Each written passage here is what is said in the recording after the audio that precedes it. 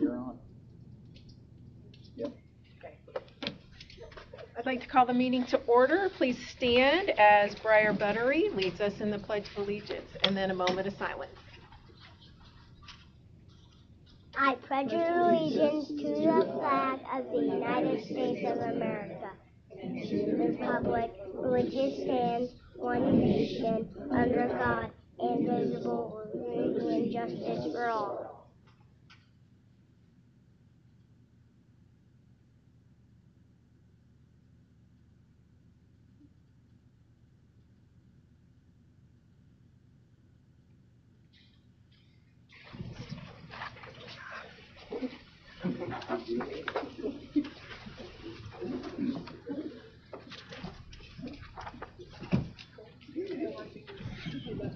Are there any changes or revisions to the regular or consent agenda? I do have one. I have an addition to section 7, which is new business, consideration of the Fanning Howie architect agreement.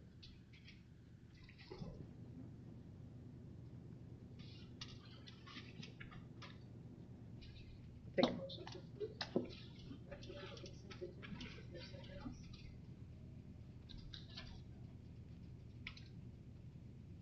I'll move to approve the regular consent agendas as amended.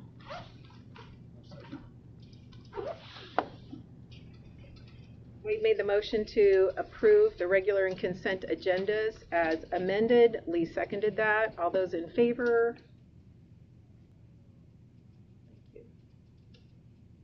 Thank you. Recognitions, new hires or guests. Do we have somebody? So first, I just want to say, even though Andrew York couldn't be here tonight, I'm very excited that we've hired him into a middle school math position. Andrew is a Putnam County grad and also a Purdue grad. He holds a degree in both biochemistry and psychology. And the people that wrote letters of recommendation and also spoke about him talked about his work ethic, high character, and his great concern for others. So we're really excited. When he's able to be here, we'll get him in front of you so you can see his face. There are two familiar faces tonight, so we'll start with Seth Ballinger. We are welcoming Seth. He's been in a custodial role here at South Putnam, but we are moving him into that lead custodian and maintenance position. So we're expanding his role to include like scheduling, training, supervision. He'll be helping Jared oversee facilities and make improvements, but also make sure everything stays clean. And that he's guiding the rest of that staff. So we're really excited that Seth's stepping into that position and appreciate that. And then another familiar face is Kenny Wells. So Kenny is taking over our softball program. He's also a South Putnam grad, and he has been involved in our girls basketball program for 6 years. He's been involved in Putnam County softball for a long time. He is trusted by our families and our students, our players. He has a knowledge of the game and just a passion for the game, and I'm so excited about what he's going to do to lead and expand this program. So welcome to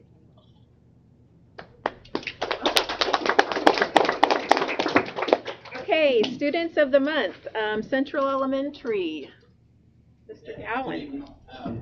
Lila Williams is our second grade student of the month. She is not with us tonight. She had 103 temperature yesterday, and believe me, she was really excited about being here tonight. So we'll make sure that she gets her certificate.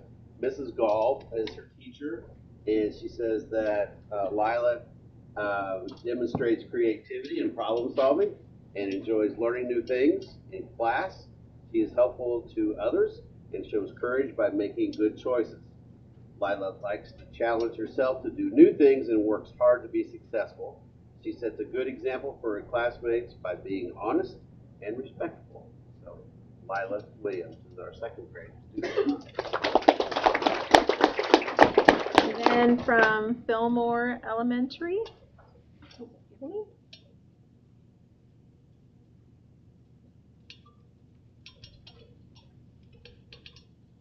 is Briar Buttery. He is our second grade student of the month for Fillmore, and it is my pleasure to present him to you.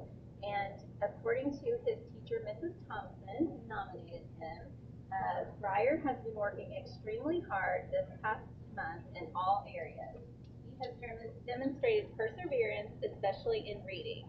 If Briar is having a hard time, he will ask a classmate or teacher, and he will keep trying. He does not give up, and I am very proud of how much he has grown this school year. Briar excels in math, which he now helps other students when they are struggling as well. Briar is a sweet, bright, and determined student.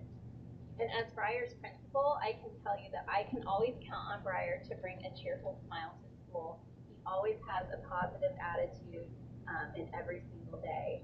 So Briar is a role model within our school for our entire school and also for his classmates. And we are honored that Briar is part of our school family. So congratulations to Briar.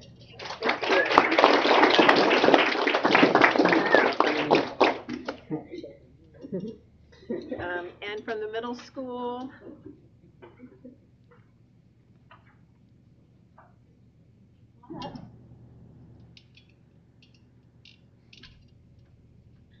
So Christopher was nominated by his teacher, Mrs. Bai.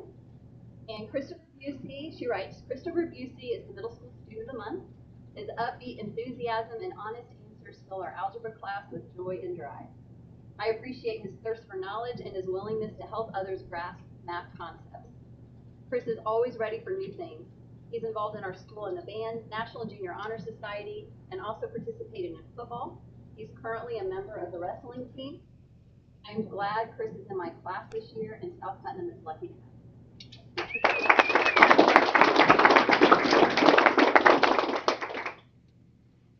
Now, Abby Carton.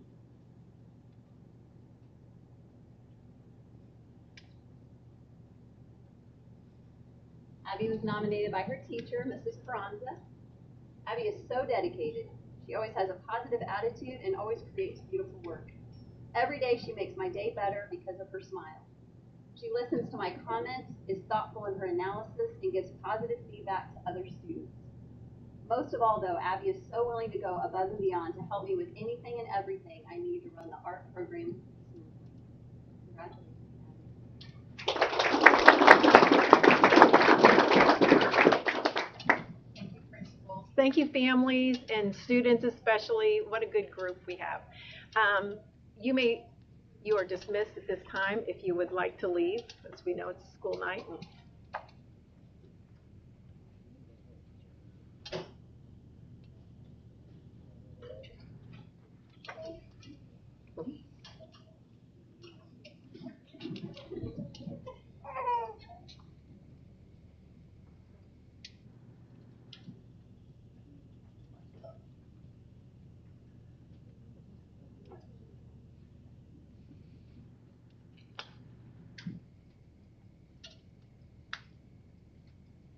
Okay, Dr. Smith, financial update. In your packets, you received the latest financial reports through the month of November. That included our cash flows and fund reports, just as usual. As reflected in those reports, we do continue to track positively and our forecast positively for our forecasted amounts in income, expenses, and cash balances. So we're doing well. We continue to do well and tracking well. Some other news: South Putnam successfully sold $12,700,000 in premium bonds in order to fund the projects that were previously authorized by the school board earlier this year. We did that last Monday, the 4th. The timing of the sale worked extremely well. The market rates had dropped almost a full percentage point from the previous 30 days, so that's really good news for us. The schools also, we were able to achieve an interest rate of 3.587. And all of our projected runs were on 5%. So we were significantly below our projected amounts. So that is very good news for us. We expect this money will fund the project through the fall of 2024. And at that time, we'll be able to sell the remaining bonds that you authorized as part of this larger project. Additionally, our biennial State Board of Accounts audit began this week and will progress over the next 6 weeks. And we are looking forward to positive outcomes from that as well. Thank you. Legislative update. Joe. So yesterday evening, I attended an ISBA webinar regarding legislative advocacy. So basically anything related to the legislative portion of ISBA and what they do to help students and guide us down the right path and help translate everything we feel needs to occur for our agendas for school, K through 12 schools, how that needs to be communicated back to the school. So we discussed the importance of the Legislative Action Network, which is basically everything they put together with the ISBA, all the resources they have. And one of the things that was mentioned is if the schools and boards don't advocate for K-12 education, no one will. So that's their kind of their catchphrase, right? So that's their driving catchphrase for them. So we talked about resources and the expectations for liaisons and boards. We talked about the upcoming events, and January 8th through March 8th is the first, the next legislative session. The first live ISBA webinar, which is a legislative update that they host. The first one is January 18th, so it's kind of in the middle of that, toward the beginning. And we're going to have another one mid-February, so we all can participate in that, but the legislative liaisons are supposed to show a presence there. And February 6th at the Hyatt Regency, there's the ISBA State House Day, and that's when we go to the State House and try to have lunch with some of the legislators if they'll show up. We get to go see session. We have to talk a little bit about, with other schools in our areas about legislative priorities and those sorts of things. And it's typically limited to 2 folks from the board, usually the legislative liaison and the president. Also for, it's kind of an action item for us, we have to delegate a legislative liaison during our officer elections as well. So I'm currently the legislative liaison. I don't mind doing it again, but if any of you want to step up and volunteer, you're not going to hurt my feelings one bit, but just something to keep in mind. And I can share any of the information I've collected so far and kind of move in that direction if anyone's interested. So that's all I have. Thank you. Public comment? Any public comment? Okay. Section 7, new business. Consideration of overnight field trips. As for board policy, out of state and overnight field trips require school board approval. FFA has 2 overnight field trips as outlined in your board packets for approval this evening. Any questions or? Okay. One second. We made the motion to approve the overnight field trips. And Joe seconded those for that. All those in favor? Okay. Item B, consideration of corporation 2024-25 academic calendar. In your board packets, you will find the proposed 2024-2025 South Putnam academic calendar, which we talked a little bit about last meeting. The calendar since then has been vetted with the administrative team and the Teachers Association, along with an extensive alignment process with Area 30 and O&T schools to make sure we have all those major breaks aligned. Tonight, we're just seeking approval of that proposed calendar so we can begin the process of planning for the 24-25 school year. Comments? Concerns? Promotion. I move to approve the 2024-2025 academic calendar.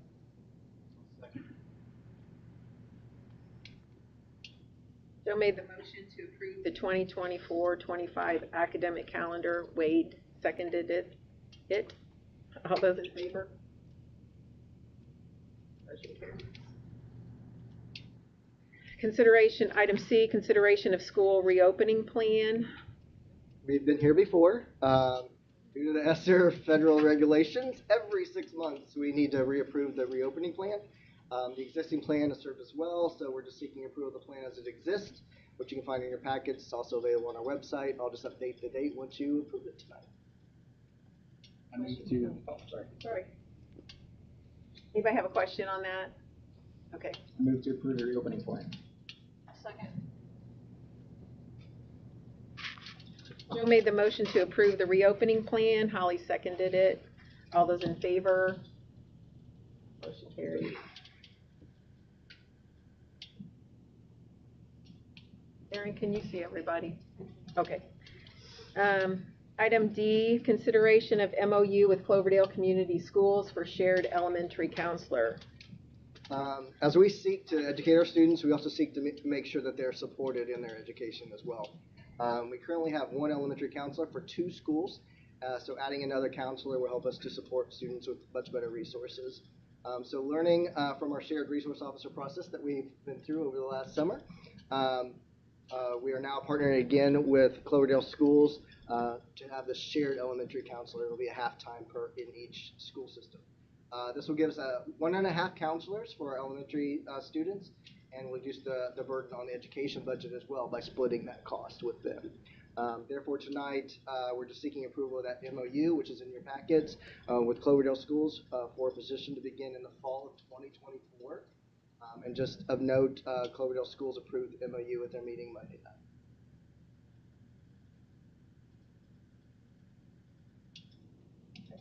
Questions or comments? What would be some advantages of a partnership over just maybe having our own part-time hourly?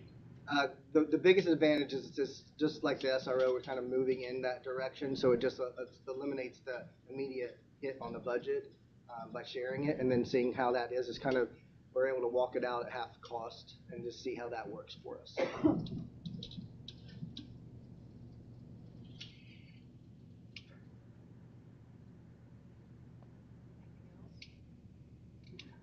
I move to approve the MOU with Cloverdale Community Schools for a shared elementary counselor. Second. Lee made the motion to approve the MOU with Cloverdale Community Schools for a shared elementary counselor. Joe seconded.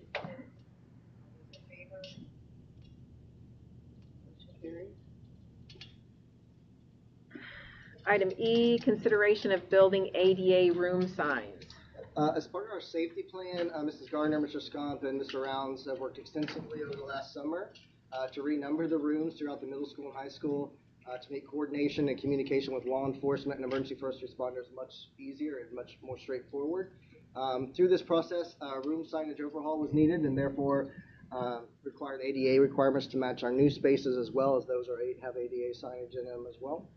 Ms. Gardner worked with several ADA sign companies to develop a solution that would have longevity, durability, functionality, and it also be aesthetically pleasing to match our updated spaces, so we want them to last for a very long time. Therefore, we're requesting the approval of the SignWorks quote that's in your packages for the middle school, high school ADA room signs, and this is the prototype for the signs. No stickers or anything like that, it's all raised release. How is that? And then we can put the teachers' names in there and that type of thing, and as things adjust and move. Is this the way they're attached, the ones we have that are attached to the walls? Yeah, Because I've been in places where it's kind of been an add as we go process for some of our signs. So there's a few of them that are screwed in, but the ones that were installed before, typically you have a strong adhesive that goes on the back. And actually part of the quote is the company will actually come in and install them, which is a good thing because there are regulations about like how far it is from the door handle when you're installing those signs.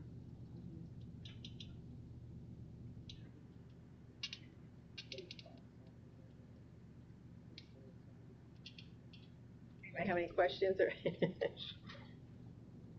concerns or anything? And this is for the signs and the installation? Everything, all encompassing, right? And it's the same company we use for the big signs in our new athletic, in our locker room area, so we had a really good experience with them coming in and installing as well. And that's why you chose that quote, or is that quote?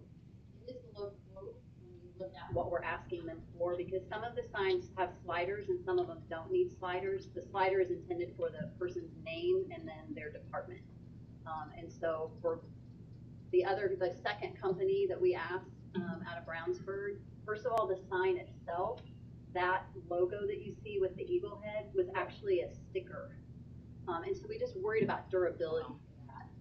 And then they wanted to sell us instead the sliders, again having stickers where the teachers' names are at, and we kept insisting on the sliders. So they gave us a quote that had, with all of those features, it was actually higher than the SignWorks. And then we liked the quality of the SignWorks sign better, and I like the way that the eagle head is actually part of the sign, so it's not gonna, we don't have to worry about it peeling off. So this is the quality of the sign, and fortunately, we've also had a good work experience with that company as well. Okay, good to know. Thank you. I noticed some of the examples in what was in the board packet. What I didn't notice, and maybe I overlooked it, was like anything that is there like pre-agreed pricing for, let's say, a sign needs changed or something like that? Do you have like kind of off-the-shelf pricing for those sorts of things, or is it kind of piecemeal? Like if we have to replace them down the road. Yeah, or like a teacher changes next month or something, and well, that's the advantage of the slider. The sliders, when the teacher is all changes, we just put like cardstock label into it. Okay. So that's why we want Okay. the sliders, so we can pop those in and out. If we reimagine how we're going to use a space, or we have a teacher move rooms, you can just slide that information in there. Good. So it's, yeah. So that's all internal. Like we would take care of that ourselves. Yeah. It's not an extra cost we have to every time. Okay, good. Yeah, the only way we'd That have to makes reach sense. back out, like when we update our facility, we add on, we can Yeah. reach back out and get additional signs made that'll look just like the ones that we have. But we took possible expansion into consideration when we lettered and numbered the building. So we won't have to replace the signs that we're putting in right now with this project. Awesome. Okay. Any other questions or comments, concerns, discussion? Move to approve the building ADA room signs. Second. Lee made the motion to approve the building ADA room signs. Wade seconded it. All those in favor? Motion carries. Item F, consideration of Fanning Howie Architect Agreement. Well, as you guys are aware, we've been working with Fanning Howie for a very extensive period of time after we approved their engagement over a year ago. In your package, you received a formal agreement between the owner and architect and our construction manager as advisor project after we determined the scope of the project over the last several months. So we got that in there, then we were able to do the formal contract.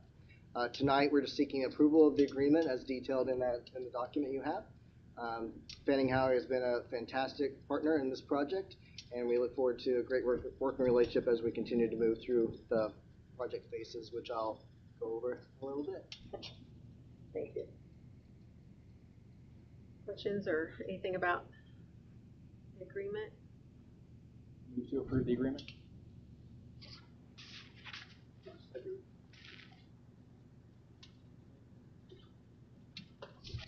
Joe made the motion to approve Fanning Howie Architect Agreement. Lee seconded it. All those in favor? Motion carries. We're on to other business, which there's none. So superintendent's report. So our report tonight's three main phases, so just hang with me tonight on this. I want to start with project updates. First, our 2022 project, we're coming to a close on that. We're looking to have most of the remaining items wrapped up over winter break. We've had many coordination meetings to ensure that we can wrap up almost 99% of that project by the end of winter break. That's our goal. Hopefully it plays out that way.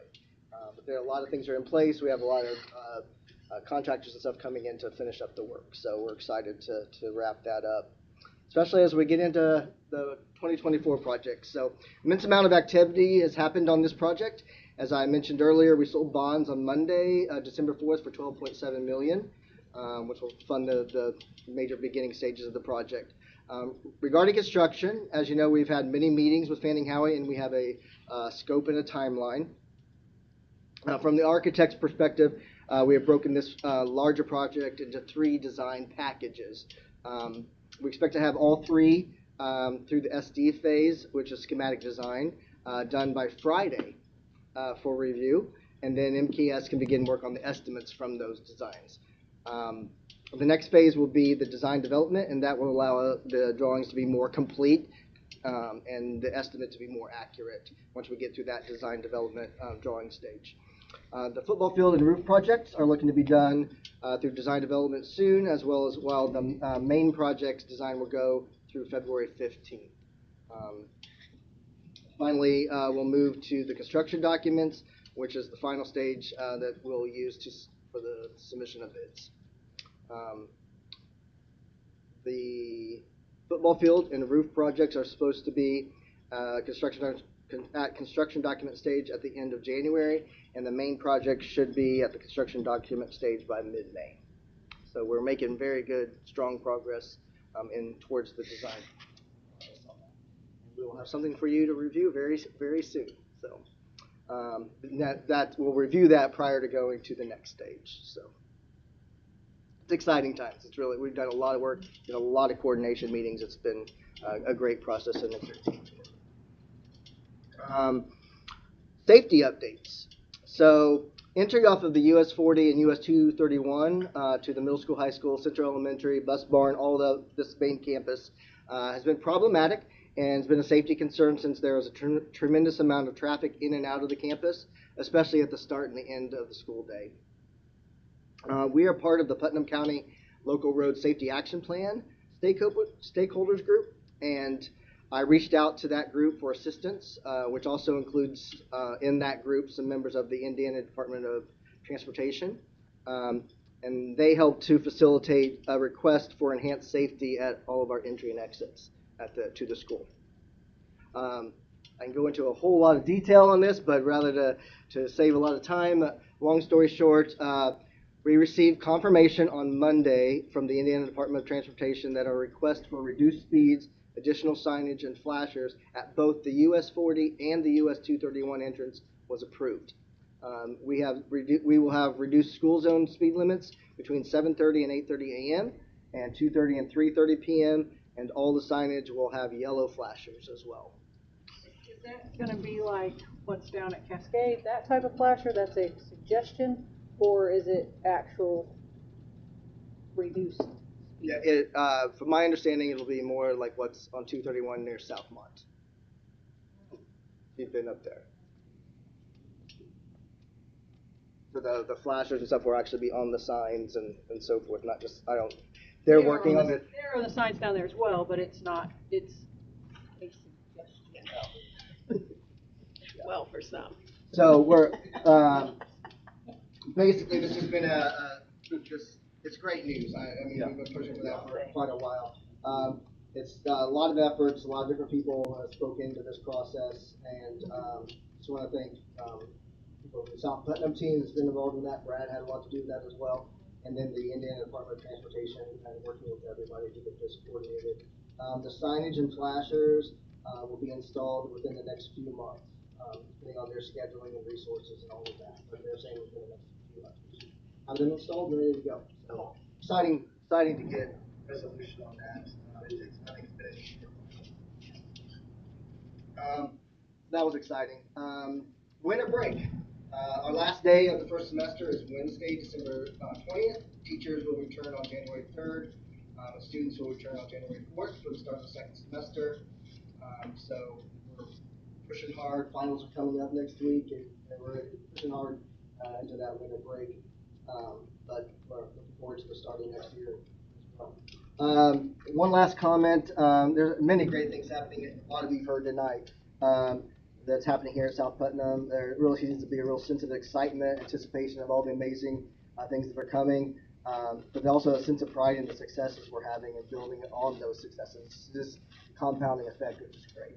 I just want to thank, here at the end of the year, just thank the staff, the community, parents, and the board for continuing to make the needed sacrifices and the inconvenience of change as we continue to build on our tradition of excellence and build on the innovative future that we have. Just appreciate all the support and everything as we get to move this big ship forward. So, exciting times. If there is nothing further, we will adjourn. Our next regular business meeting will be Wednesday, January 17th next year. At 6 p.m. Oh, yes, at 6 p.m. Yeah, we changed that time. Yeah. That starts next year. Same bat channel, new bat time. Yes, a new bat time. Right.